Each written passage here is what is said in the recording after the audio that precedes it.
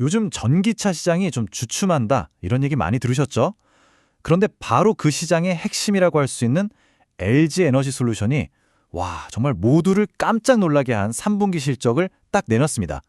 아니, 다들 먹구름 꼈다고 생각했는데 어떻게 이렇게 눈부신 성과가 나왔을까요? 오늘 그 숨겨진 비밀을 한번 같이 파헤쳐 보시죠. 자, 먼저 이 숫자부터 한번 보실까요? 6,113억 원. 이게 바로 LG 에너지 솔루션의 3분기 영업이익입니다.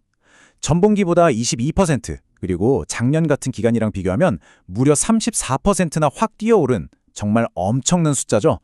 매출은 약 5조 7천억 원을 기록했고요. 네, 맞습니다. 이건 그냥 실적 좀 좋네, 이 수준이 아니었어요.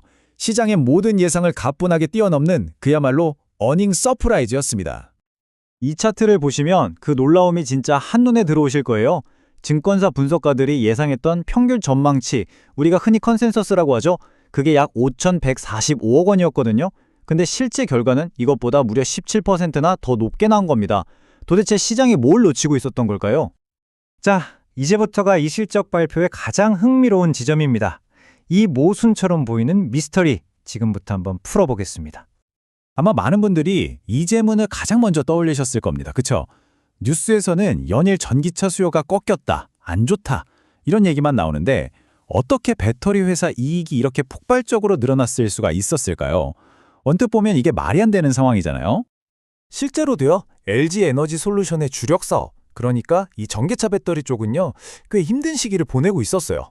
미국 주요 고객사들은 재고를 줄이기 시작했죠. 유럽 시장 점유율은 떨어졌고요. 심지어 그 중요한 미국 보조금 있잖아요. AMPC 세액 공제, 이것도 3,655억 원으로 전분기보다 줄어들었어요. 그래서 결국 전기차 배터리 매출은 한 13% 정도 감소한 걸로 보이거든요. 아니, 상황이 이런데 도대체 어떻게 이익이 드러날 수가 있었을까요? 바로 여기에 오늘의 진짜 주인공이 등장합니다. 모두의 시선이 전기차에만 쏠려 있을 때 묵묵히 회사의 실적을 정상으로 확 끌어올린 예상 밖의 스타가 있었던 거죠. 그 주인공은 바로 ESS, 에너지 저장 장치입니다. 이걸 좀 쉽게 설명드리면 도시나 전력망 전체를 위한 거대한 보조 배터리, 파워뱅크 같은 거라고 생각하시면 돼요. 날씨에 따라서 발전량이 막 들쑥날쑥하는 신재생 에너지의 약점을 보완해주는 아주 핵심적인 기술이죠. 그리고 이 숫자, 바로 이 숫자가 이번 실적의 모든 걸 말해줍니다. 이번 3분기 LG 에너지 솔루션의 ESS 출하량이요, 단 한 분기 만에 무려 80%나 폭증했습니다. 80%요? 한 증권사 보고서에 나온 이 문구가 이번 실적이 그냥 운이 좋았던 게 아니라는 걸 아주 명확하게 보여줍니다. 이건 LG 에너지 솔루션의 성장 전략에 아주 중대한 전환점이 시작됐다는 걸 알리는 강력한 신호탄의 셈이죠. 아니, 그렇다면 어떻게 이 ESS 사업이 이렇게 갑자기 폭발적인 성장을 할 수 있었을까요?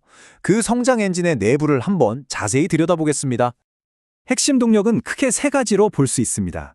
첫째, 미국이 특정 국가에서 만든 배터리를 규제하기 시작하면서 안전한 한국산 셀에 대한 대체 수요가 그야말로 폭발적으로 늘었어요. 둘째, 타이밍이 기가 막혔죠. 바로 그 시점에 미국의 미시간 ESS 공장 가동이 본격화되면서 이 수요를 그대로 싹 흡수할 수 있었던 겁니다. 그리고 마지막으로 ESS는 배터리 셀만 딱 파는 게 아니라 시스템 전체를 공급하기 때문에 가격도 높고 보조금 혜택도 직접적으로 받을 수 있어서 수익성이 훨씬 뛰어납니다. 물론 이번 서프라이즈가 오직 ESS 혼자만의 공은 아니었습니다. 이 차트를 보시면 ESS라는 주연의 눈부신 활약과 함께 아주 든든한 조연들이 있었다는 걸 알 수 있는데요. 바로 테슬라에 공급되는 소형 전지의 판매 호조, 그리고 약 1,000억 원 중반으로 추정되는 일회성 보상금을 받은 것도 큰 힘이 됐습니다. 특히 최대 고객사 중 하나인 테슬라의 판매가 늘면서 원통형 소형전지 출하량도 10%나 증가해서 실적에 든든한 버팀목 역할을 해줬습니다. 자, 그렇다면 이번 실적 발표가 LG 에너지 솔루션, 그리고 더 나아가서 배터리 산업의 미래에 대해 어떤 힌트를 주고 있는 걸까요? 앞으로의 전망을 한번 살펴보겠습니다. 미래는 항상 균형 있게 봐야겠죠.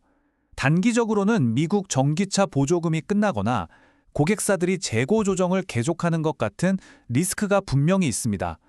또 4분기에는 이번 분기에 힘을 보탰던 일회성 보상금 효과도 사라지고요. 하지만 기회의 크기가 그보다 훨씬 더 커 보입니다. 바로 미국 ESS 시장의 구조적인 성장, 그리고 앞으로 유럽 시장을 공략할 새로운 LFP 배터리 같은 것들이죠. 그리고 이 기회를 절대로 놓치지 않겠다는 회사의 강력한 의지가 이 타임라인에 아주 명확하게 드러나 있습니다. 미국 내 ESS 생산 능력을 2027년까지 약 48기가와트시까지 대폭 늘릴 계획이거든요.